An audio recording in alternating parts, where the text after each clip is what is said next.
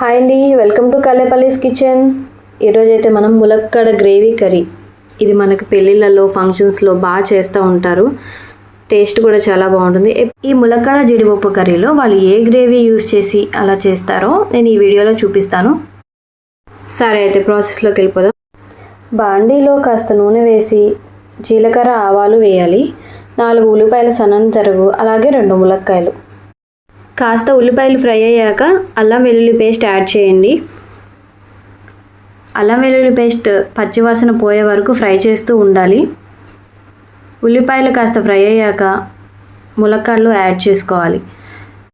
ఎందుకంటే ములక్కాడ మగ్గడానికి కూడా కాస్త టైం పడుతుంది, అందుకే ఉల్లిపాయలతో పాటు యాడ్ చేసుకోవాలి. కొంచెం పసుపు యాడ్ చేసుకొని తిప్పుతూ ఉండాలి. ఈ కర్రీ చాలా టేస్టీగా ఉంటుందండి. మనం ఎప్పుడు తినే ములక్కాయ పులుసు వీటికంటే కూడా కొంచెం టేస్ట్ డిఫరెంట్గా ఉంటుంది. కాసేపు అయ్యాక మూత పెట్టి మగ్గనివ్వాలి. అలాగే ఇందులో ఒక 4 టమాటాల సన్నని తరుగు తీసుకోవాలండి. మనం ఎప్పుడు రొటీన్గా తినే ములక్కాయ పులుసు, ములక్కాయ ఇగురు వీటన్నిటికన్నా ఈ కర్రీ చాలా డిఫరెంట్గా ఉంటుంది.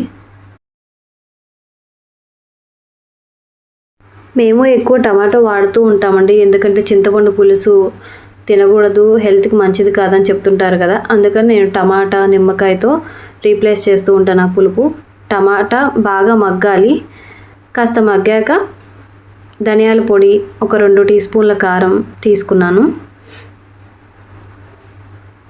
అవి ఆ పచ్చివాసన, కారం వాసన అవన్నీ పచ్చివాసన పోయే వరకు ఫ్రై చేస్తూ ఉండాలి.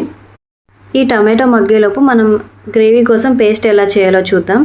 2 టీ స్పూన్ల జీడిపప్పు, 1 టీ స్పూన్ పుచ్చిపప్పు, ఒక 1/2 టీ స్పూన్ గసగసాలు, ఒక 2 టీ స్పూన్ల కొబ్బరి యాడ్ చేసుకొని మెత్తగా గ్రైండ్ చేసుకోండి.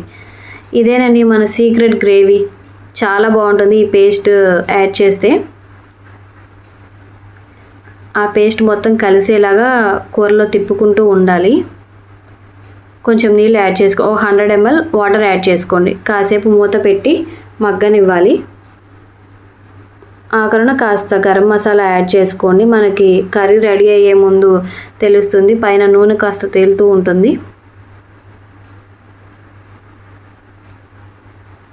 ఆఖరణ కొంచెం కొత్తిమీర వేసి దింపేసుకోవడమే. అంతే, మన ములక్కాడ జీడిపప్పు గ్రేవీ కర్రీ రెడీ. ఇలాంటి మరిన్ని రెసిపీస్ కోసం మా ఛానల్ని సబ్స్క్రైబ్ చేయండి. వీడియో నచ్చితే లైక్ చేయండి, షేర్ చేయండి, కామెంట్ చేయండి.